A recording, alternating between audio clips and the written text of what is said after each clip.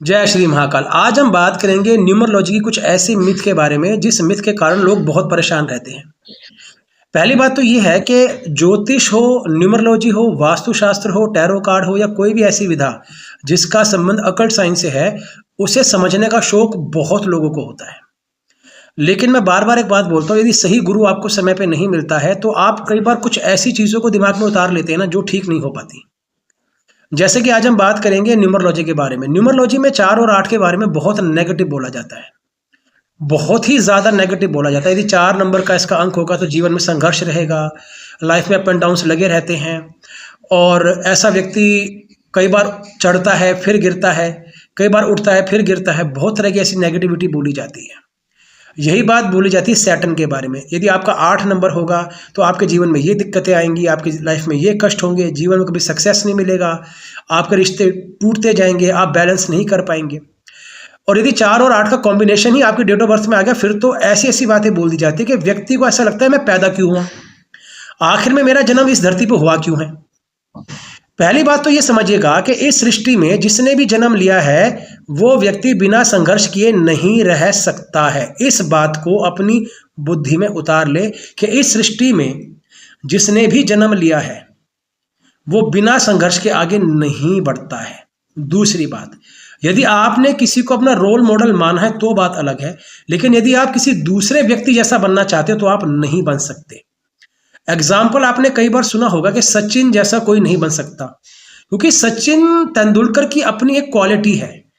उनको ईश्वर ने कुछ अलग गिफ्ट दी हैं जिस कारण से उनकी प्रसिद्धि हुई, उनका नाम हुआ और स्पेशली उनको खेल के जगत में भगवान तक माना जाता है।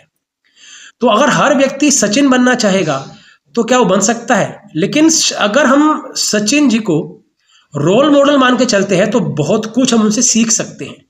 तो किसी की तरह कॉपी बनना और अपनी आइडेंटिटी को लेके आगे चलने में बहुत अंतर आ जाता है। यही बात होती है ग्रहों के बारे में। जब भी हम बात करते हैं 4 और 8 नंबर के बारे में तो मिसकॉन्सेप्शन तो बहुत सारी है, नेगेटिविटी तो बहुत सारी है, लेकिन पॉजिटिविटी जो बोले उसे आप ज़्यादा समझिएगा, ज़्यादा अच्छा मानिएगा। रीज़न क्या है? नेगेटिविटी बोलना बड़ा आसान है, लेकिन बहुत सारी बातें ऐसी हैं जो व्यक्ति इन बेसिक पॉइंट्स को समझा नहीं पाता है, जिस कारण से जो सुन लेता है आधा अधूरा ज्ञान वो बाद में टेंशन में आ जाता है। अब एक बात को समझिएगा, जब भी हम बात करते हैं राहु देव के बारे में तो एक बात को आप समझ लीजिएगा, 4 नंबर वाला जातक ब्रिलियंट होता है। इस वर्ड को माइंड में सेट कर लीजिए कि 4 नंबर का जन्म जिस भी व्यक्ति का होगा वो व्यक्ति ब्रिलियंट होगा, इसमें कोई दो राय नहीं है।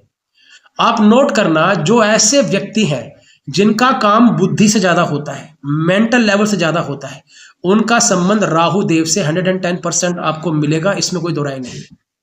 अब मैं क्यों कह रहा हूं ये बात समझिएगा। यदि कोई ऐसा व्यक्ति है जो टॉप क्लास का सर्जन है वो भी ब्रिलियंट होगा, उसके माइंड पे राहु काम करेंगे। राहु का मेन काम क्या है कि आपकी बुद्धि को लगातार चलाते रहना। तो जो ऐसे लोग हैं जो रिसर्च करते हैं, किसी भी चीज की गहराई में जाते हैं, जिनकी थॉट बहुत शार्प है और वो किसी एक चीज को परफेक्ट करने में अपना टाइम लगाते रहते हैं, उस व्यक्ति का संबंध राहु देव से अवश्य होगा। इसको माइंड में डाल लीजिए। राहु देव वाला व्यक्ति जीवन में संघर्ष करता है, लेकिन एक बात को समझिएगा कि जितना संघर्ष करता है ना, जब उसे रिजल्ट मिलता है तो वो देखने वाले रिजल्ट होते हैं।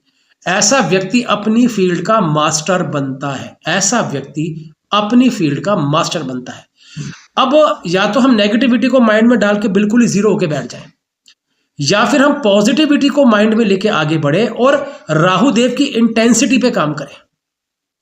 एक छोटा सा नियम है ज्योतिष में, अगर हम बात करते हैं लाल किताब शास्त्र की तो उसमें एक शब्द बोला गया है कि जब भी आपको राहु देखना है तो राहु देव के साथ साथ शनि और बुध को अवश्य देखें।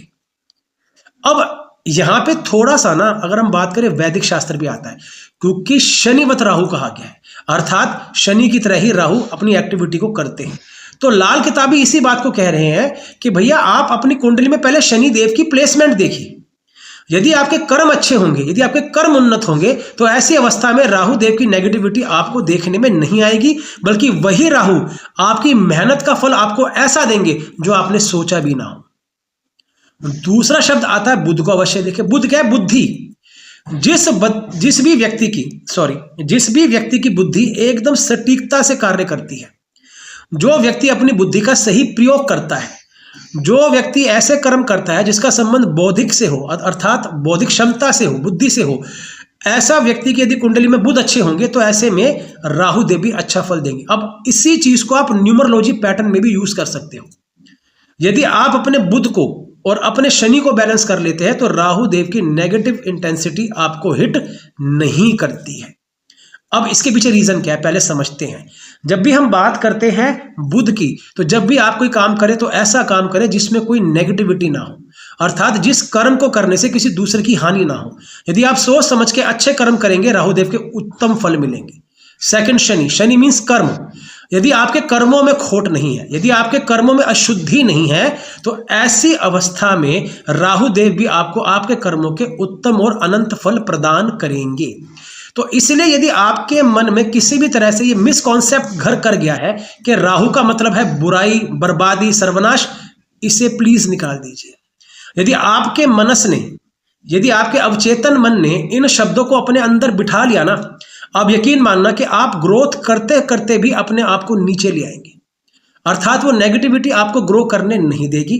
तो यदि आपको राहु देव की इंटेंसिटी चाहिए तो पॉजिटिव माइंड का होना बहुत इंपॉर्टेंट है, शार्प माइंड, शार्प बुद्धि का होना बहुत इंपॉर्टेंट है।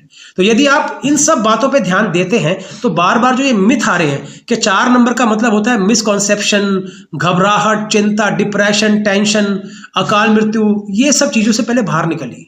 सबसे पहले ये समझिएगा क्या वाकई में राहु देव ने आपको एक्सट्रीम माइंड दिया है।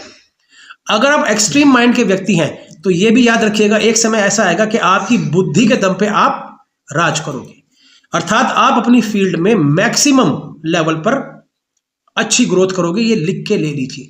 इसलिए मिसकॉन्सेप्शन को ना पाले, अपने राहु देव को समझे और उनके अनुसार कार्य करें, उत्तम रिजल्ट मिलेंगे। हर हर महादेव।